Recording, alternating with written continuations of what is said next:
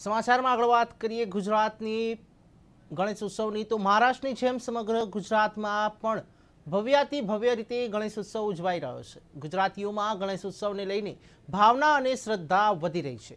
ત્યારે ગીર સોમનાથના વેરાવળ, કોડીનાર સહિતના શહેરોમાં ગણેશજીની 100થી વધુ મોટી મૂર્તિ અને 400 જેટલી નાની મૂર્તિની વિવિધ જગ્યાએ ગણેશ ચતુર્થીના દિવસે સ્થાપના કરવામાં આવી। આરતી, પૂજા, ધૂન ભજન કર્યા બાદ આજે કોડીનાર, વેરાવળ સહિતના શહેરોમાં ગણેશ વિસર્જન કરવામાં આવ્યું હતું।